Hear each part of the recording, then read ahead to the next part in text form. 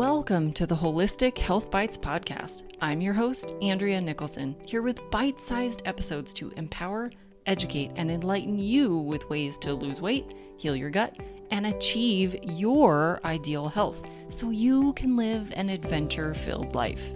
Let's dive in. Well, hello, everyone. Thank you for joining again. Today, I have a special guest, Heather Gray, aka the Lyme Boss, and she's going to share some information about her Lyme story, as well as just sort of, information about Lyme and autoimmune conditions as well. So let's just dive in. So Heather, welcome. Thank you so much for joining. Tell us a little bit about your story and how you became the Lyme Boss. Awesome. Thank you so much for having me. And I love talking about this subject because I like educating, right? And bringing awareness to a subject that not a lot of folks know a lot about. And the information that's out there is just really bad for the most part. It's just bad. So, I was, undiagnosed Lyme disease for over 27 years. I was bit by a tick when I was 13.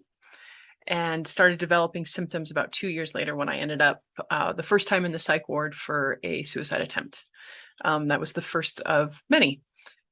As when you get it when you're younger, and I also had a history of early childhood trauma as well as genetics for celiac. And so I kind of had this perfect storm going on that made me a perfect host when I got bit by a tick, because if you think about it, not everybody that gets bit by a tick has Lyme disease, right? So there's a couple different factors that go into play of, how's your immune system?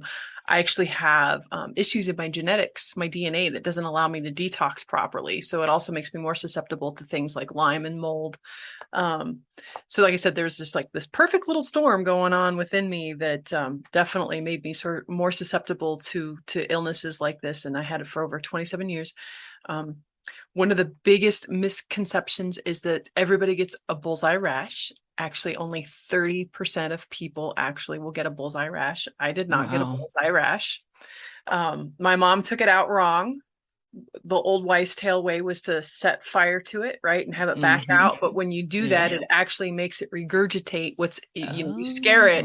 And so if it is carrying Lyme and infections and other issues, you're more likely to get it because now it's just regurgitated it back into your system. Wow. I had no idea. There's two Mythbusters right there. So do not take it out with flame, and do not think that just because you didn't get a bullseye rash that you're in the clear. Awesome. Wow. That is amazing. I knew not everybody got the rash, but I had no idea it was so few actually got the rash. And then I had not heard that you should not take it out with flame. That's exactly how I always heard you should. So two things on that then. So what kinds of signs and symptoms do typically show up if they don't get the rash? How might somebody know that they should go get tested for Lyme?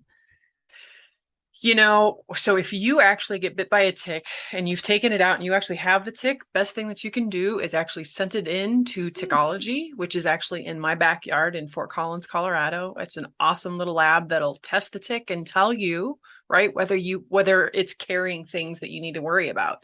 And if it does, start on Doxy, 6 weeks minimum. Like that's the standard protocol. There is an herbal protocol, but when it comes to just the acute stuff, I kind of don't mess around with it, so if you can get on Doxy, and it does have to be for about 6 weeks in order to be really effective. So boom, you kind of get in the clear, you have to work on healing your gut a little bit after those 6 weeks of Doxy, but for the most part, you're good. If you're not lucky enough to have the tick, or that you've been bit, but you start developing these mystery symptoms, right? It's pain that likes to migrate. That's a big indicator. So like one day I'd have pain in my knee, and then I'd have pain in my elbow, and then I'd have pain in my neck, and then I'd have pain in my back, which then makes you look like a hypochondriac, right? Because who has pain that migrates? Right. Lyme people have pain that migrates, right? So there's one big clue. You got pain that migrates. Lyme knee is a real thing. So my knee, especially my right knee, would swell way up. They couldn't figure out why. It was constantly having liquid on it and was painful. So Lyme likes to eat collagen. And where does a lot of the collagen like to hang out? It's in your joints. So that's why there's so much joint pain when it comes to Lyme disease. So joint pain's another one. Gut stuff is another thing. Brain, especially in kids, like it for some reason really likes to affect the gut and the brain. And we all know that the gut and the brain is connected. That's why, my first symptoms showed up as mental emotional issues, right? With suicide attempts. So now you've got this, we got chronic pain, you have pain that migrates, Lyme knee, mental emotional issues. What else? There's so many. But it basically, they call it the great imitator, right? Because it can infiltrate any system, any organ, any tissue in the body and slowly shut it down. That and its little co-infections, they kind of work together. So people get misdiagnosed with fibromyalgia, chronic fatigue, bipolar, depression, anxiety. I mean, the list goes on and on. And even MS, like there's a huge percent of folks that have been diagnosed with MS that's actually Lyme disease.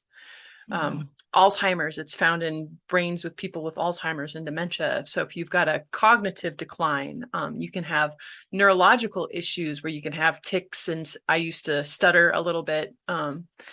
So yeah, it can show up and look like all kinds of things. So usually if you've gone to, quite a few doctors and they shrug their shoulders and they can't figure it out, I'd start digging into Lyme and mold. Right. Wow. I had no idea it showed up as so many different things. Do those symptoms usually develop pretty quickly, or is it like 5 years down the road? Is it hard to maybe connect that you got bit with a tick because it shows up so far down the road? Or is it usually, if you were really paying attention, you might pick it up pretty quick? It depends on the person's and their genetics and your immune system. Like I said, I was kind of the perfect storm, but I didn't even start showing symptoms till 2 years later. So we didn't connect the dots. I didn't have the rash. I didn't get a fever afterwards. So there was no sign of like sickness immediately. So for me, like I said, it was 2 years down the line when I, first suicide attempt, but everybody's different. And it can be really hard to connect the dots. And it's not only just from ticks. It can come from any, mosquito, fleas, bed bugs. It can be passed in utero to the baby. It's even sexually transmitted. Wow. So, yeah. I bet hardly anybody knows that. I think everybody assumes it's tick only. Yeah, no. That is fascinating. No, I mean, if you think about it, anything that can pass, in blood, so if you had a bloodborne disease, right? How is it passed? Right. So how, why would Lyme be any different than any other bloodborne disease when it comes to how you can transmit it to others and how you can get it? Wow, that makes so much sense. So much sense. And sadly, they call it nature's dirty needle because it doesn't usually just come with Lyme. It usually comes with Bartonella or Babesia, so these other different viruses, EBV, different co-infections that go along with it. Because like I said, if you think about it, it's nature's dirty needle. It goes from one creature to another creature to another creature, like a hypodermic needle. And then by the time it gets to you, it's this concoction of nastiness that can make a person really, really sick for a really long time.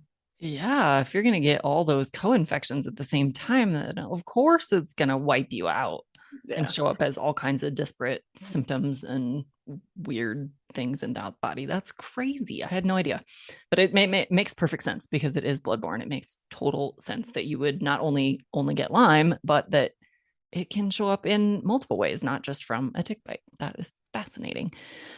You mentioned not taking it out with the flame. So do you have any tips on how you should remove a tick? There are sites that will actually demonstrate. They make these special tick tweezers. I don't think I haven't been able to find them to work very well. So just a regular pair of tweezers, get as close to the skin as you possibly can and pull straight up. Okay. That's kind of it, but they do make special tools. There's some videos out there, how to remove a tick properly. Highly recommend checking it out, especially if you live in an area that's prone to ticks, or you have animals that get ticks, because animals can get Lyme disease as well, your pets. So you want to keep them safe. Wow. All right. And then you also mentioned mold. So what's the connection between Lyme and mold? Huge connection. For some reason, those that have the DNA issues that don't allow us to detox mold do make us more susceptible to Lyme. I'm not quite sure what that connection is, but they typically go hand in hand. And I found it after I was treating the Lyme, and then after I became an FDN, because sadly, the other misconception in the Lyme world is most folks just focus on the treatment, just focus on the treatment, just focus on the treatment. And I actually did a whole webinar on this a few weeks ago on why Lyme treatments don't work and why people relapse.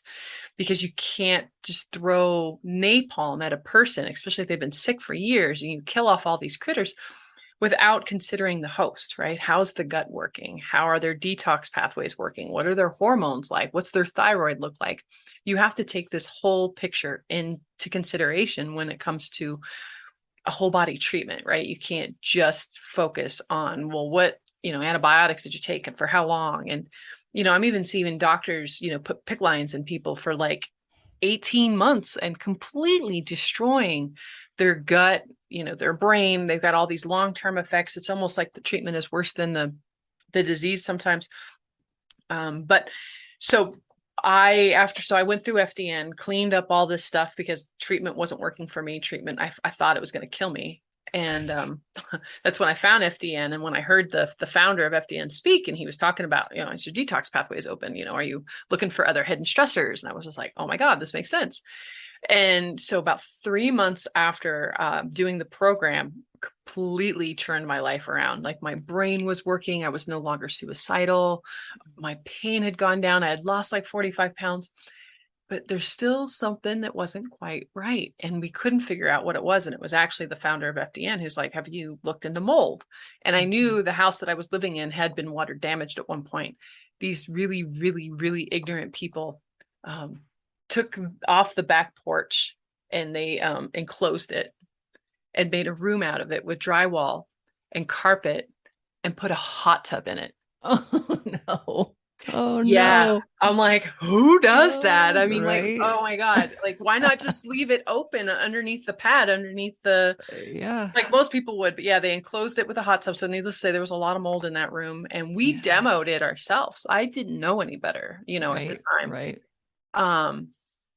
And so, yeah, I mean, my worst health was definitely when we lived in that house. My son's as well, when I look back at his childhood, and it just makes my stomach just drop of like, oh my God, that's what was going on with this poor kid this whole time, was that house and mold.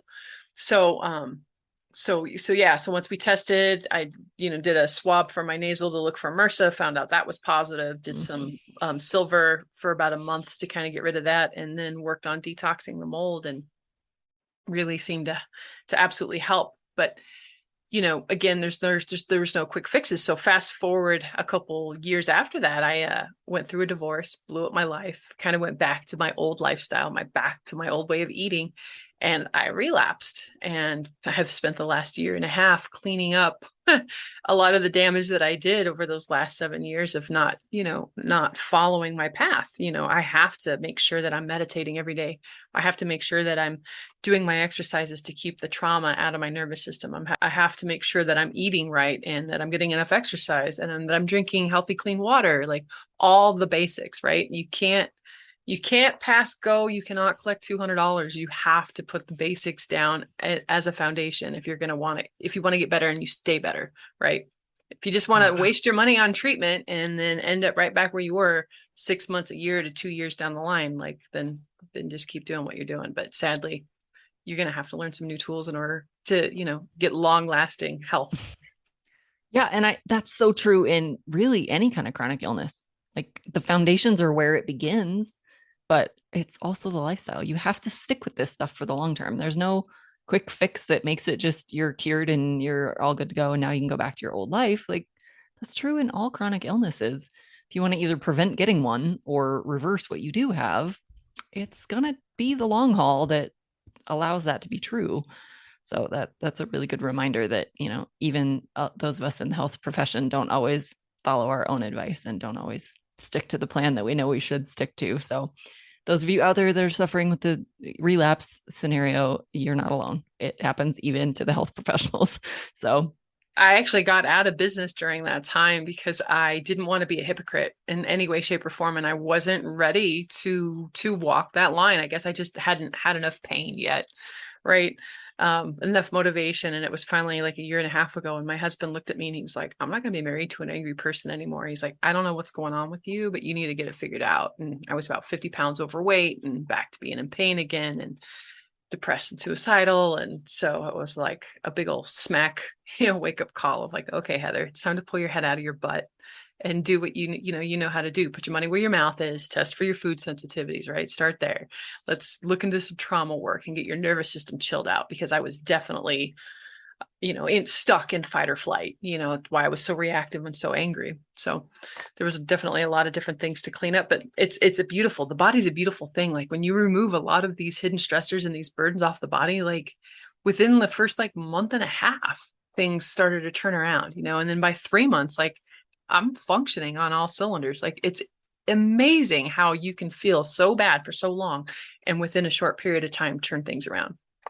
Isn't it though? I'm always amazed at how quickly we can go from feeling terrible and like, every day is worse than the last to actually totally reversing that. It can happen really quickly. Now, of course, everybody's different. And so there's mitigating factors that can sometimes slow that healing process, but it is absolutely amazing how much progress you can make quickly by just following all of the holistic practices. It's not just about eating more broccoli, but it's the trauma work. I think that's a huge hidden piece that a lot of people don't talk enough about, that really those past traumas, the current traumas, even the like family history traumas, all of those things really do pile up. And I think that's one that people don't talk about enough.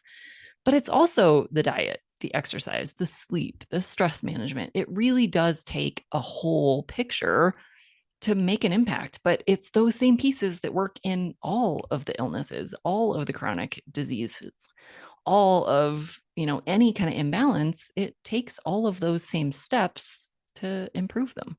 Absolutely. I mean, if you think about it, some of this stuff is so common sense. Like, one of the things I say often too is if you don't recognize an ingredient on a label, neither does your body, which then causes inflammation.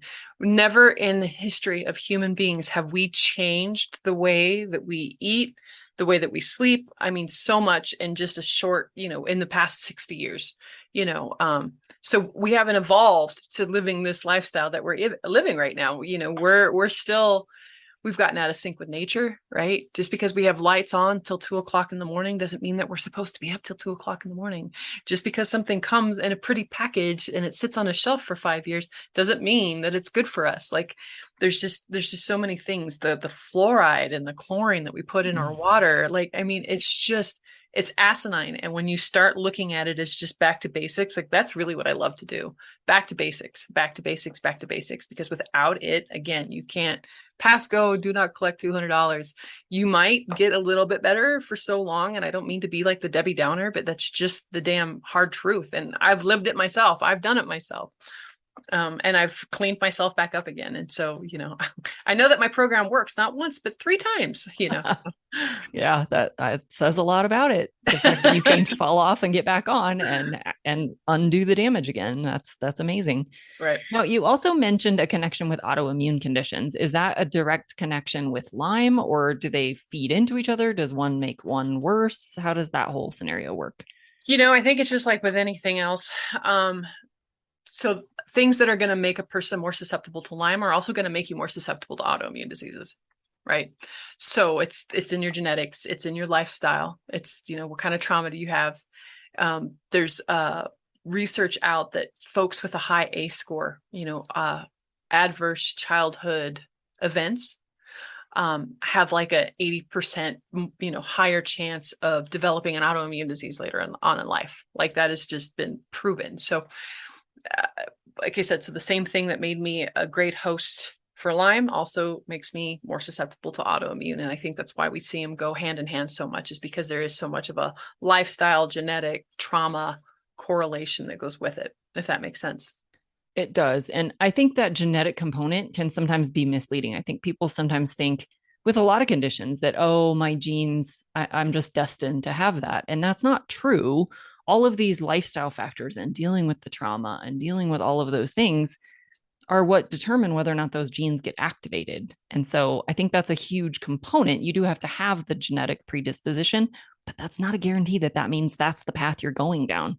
Absolutely. If you incorporate all of these other holistic lifestyle approaches, those genes may not ever show their ugly face. Absolutely. Yeah, I love incorporating DNA in almost all my testing I do with folks now, because it's just, again, it's a foundation, it's a blueprint. Do you have issues, a propensity in your genes for celiac? Well, then you might just want to stay away from wheat for the rest of your life, so that way you don't kick this gene on if it's not on already. But again, so there's what's the expression? There's a couple of them that let's use the nicer one, the piano. Well, I always remembered the gun one, Right. So gun is the, I always forget. I go backwards. Like, Gun is, yeah, the genetics are the gun, the yeah. lifestyle It's the pulls the trigger bullet. kind of Yeah, thing. yeah, Yeah. exactly. So yeah, just like what you said, it's not just because it's in your genes, it doesn't mean it's, be all end all and oh my God, you're doomed to all this, blah, blah, blah. No, you can turn around a lot of it, but it's just a great little tool of, okay, especially for me with my issues with histamines and my issues with detox. So funny story, about 6 months ago, after I started cleaning myself up, I got all gung ho into making ferments, right? I was making my own kombucha. I was making my own kefir. I was making my own sauerkraut, because this is good for you. It's all good for your gut. And back to gaining weight, back to being in pain, back to being reactive. I'm like, what the hell is going on? Like, within a short 2-week period of time, I just tanked. And somebody took a look at my genes and was like, oh, Heather, you don't detox histamines like at all. He's like, you should not be eating all those ferments and leftovers, because I would batch cook, right? And I would have leftovers. And even though they were healthy food, they were still leftovers. So high histamines, eating a lot of vinegar, a lot of ferments, like all the no-nos for that, seem healthy, right? But for someone like me, it was bad. It was bad. It was bad. So like I said, it was just great little other foundations, things to keep in mind, right, as I go along on my health journey. But a lot of that other stuff, yeah, like I said, just because it shows something in there doesn't mean that it's going to express. That is such a great example of why these processes, this whole healing journey has to be unique. It Yeah, has to be absolutely. personalized to you. There's nothing unhealthy about the foods that you were eating, the kombucha and the sauerkrauts and all of those fermented foods and even leftovers. There is nothing necessarily inherently bad about that, but they were terrible for you. Yeah. Like, Yeah, this is why. I'm doing a new experiment with my cat. Sorry, No, I it's didn't mean okay. to interrupt. But I have a new energetic biofeedback scanner, and this cat has itches since the day that I got her, and I've changed her food. I rotate her food. She's only eating raw now, and she still itches. Like, all her other health stuff is cleared up except for this itch. And so I ran a scan on her the other day, and histamines came up, and I was just like, when I give her food, I let it sit out until she gets done eating it. And sometimes that could be an hour or two. And really, you probably shouldn't do that with raw meat anyway. Um, but no, so now I actually need to start taking her food away within 30 minutes of setting it down, because she's reacting to she's got a problem with histamines as well. And I think that's where the itching's coming from. Oh, that's so interesting. I Right. just love it. But I really just really want to hone in on the bio individuality piece, because so many people are like, but my sister followed this plan and it was perfect, or my coworker, or my neighbor, or my husband, or whatever. And that doesn't mean it will work for you. Right. So if you're doing a plan that seems perfectly logical, totally healthy, and it's making you feel worse or no better, just know that that's not a failure of you. Your biology is different and you just need a different plan. So I think Yeah. that's a great example of how that I'm even into the may woo be. woo as well as the scientific end, and I want to love the medical medium so much. And I've seen so many people actually go backwards on their healing journey, because they're just, again, they're following a one size fits all diet. He is saying this is what will heal for everybody, and this is what everybody should be eating. And it's bullshit. And the whole, the big amounts of celery juice first thing in the morning, I'm kind of a big fan of, again, going back to nature. If Mother Nature intended us to have that much, concentrated whatever, right, juice, it would come to us in that form. But it doesn't come to us in that form, because we need the fiber. We need the everything else that comes with that plant, right? When you start separating something from it and then drinking it in high doses, it's going to cause imbalances other places down the line, because we were not meant to consume that much celery juice every day. 100%. I agree with you on every level of that. I think there's a time and a place for things like juices. For sure. They shouldn't be our everyday staples. We should be relying on whole, natural foods in as close to their whole form as possible. I 100% agree. Woohoo! All right. Where can people find you? And do you have anything in particular that you would like to recommend people do? Yeah, so I have got a free ebook on my site. So Discovering Health FDN, and it's the 6 tips for a better night's sleep. Because we talked about those foundations of health, right? There are so many people who aren't sleeping these days. And man, I don't know about you, but when I get one bad night's sleep, it affects me for days. I don't see how people are functioning multiple days of having bad sleep, So get that sleep dialed in, some easy quick tips to really dial in, some more of those, maybe get off your blue light, screens that cause you to not produce your melatonin and put you in a sleep cycle right before bed. So there's just some great handy tips, some great videos in there as well, testimonials, but just a lot of awesome resources. Check it out. I love that. Thank you so much. And we will definitely link that up so that it'll be easy for everyone to find. Anything else you'd like to share before we close out this episode? Yeah. No matter how common a symptom may be, it is never normal, right? So stop living with your freaking daily headache. Stop living with your bloated. Stop living with the pain and start digging and looking for root causes of stuff, because those might just be little, aches and pains now, but they're going to end up leading to big things down the future if you don't take care of them. They are your check engine light coming on. Don't ignore it. Don't put a piece of tape over it. Yeah. Dig deeper. Oh, I love that. I love that. That was the perfect way to end this episode. Thank you so much for sharing all of your wisdom about Lyme disease and autoimmune and mold and medications and holistic lifestyle and testing and all of the things. We talked about a lot in a very short period of time. We cranked through all that information. So thank you so much for joining me today, and we will end it there. Thanks so much. Thank you.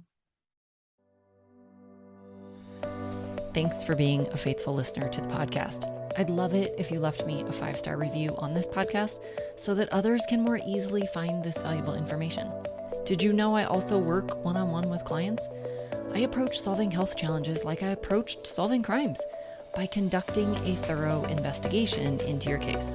Sadly, hundreds of millions of people in the US have insulin resistance, prediabetes, and diabetes, and the vast majority have no idea. I'm here to fix that. If you struggle with low energy, stubborn weight, hypertension, sleep disturbances, or any other undesired symptoms, let's talk. All you have to do is schedule a free call. The link will be in the show notes. And no, you do not need to live near me.